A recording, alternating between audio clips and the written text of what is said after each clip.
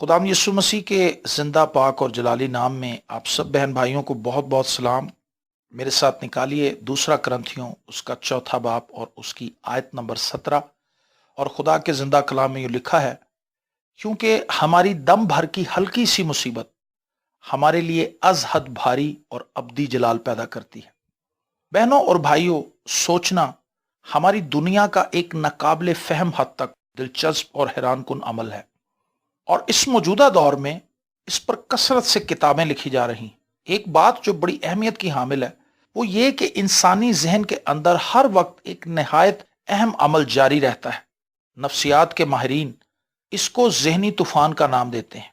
ये अमल उस वक्त ज्यादा शिद्दत इख्तियार कर जाता है जब जहन किसी नए चैलेंज से दोचार होता है।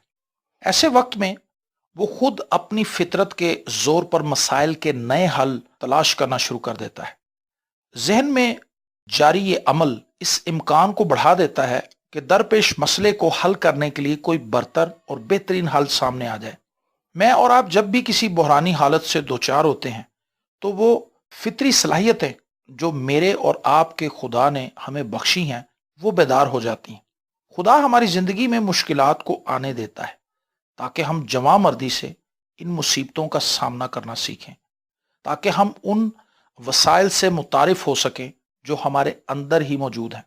जब हम मुश्किलात में घिरे होते हैं तो हम अपनी तख्लीकी सलाहियतों को भरपूर तरीके से इस्तेमाल करते हैं, जबकि पुरसकून हालात में ऐसा करना बहुत मुश्किल होता है। मुश्किलात में से गुजर कर हम पहले से बेहतर इंसान बन जाते हैं।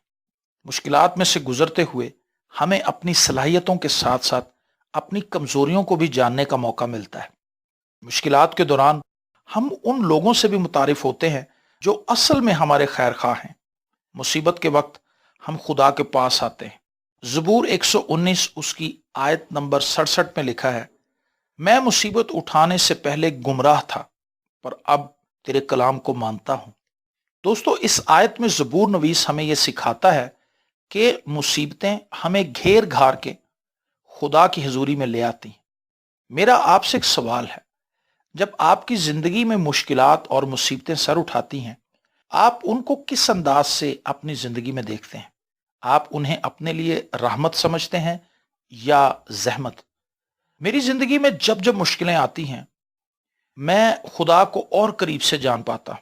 मैं ये बात जानता हूं कि जब तक मैं इस जमीन पर हूं मुश्किलात और मुसीबतें मेरे साथ साथ रहेंगी, लेकिन इन मुश्किलात और मुसीबतों में मेरे लिए फख्र की बात यह है कि मेरा खुदा मेरे साथ है।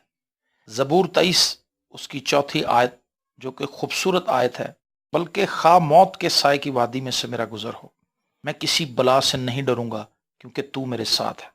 मैं पौलुस के साथ मिलकर ये कहना चाहता हूं, क्योंकि हमारी दम भर की हल्की सी मुसीबत हमारे लिए अज हद भारी और अब्दी जलाल पैदा करती है।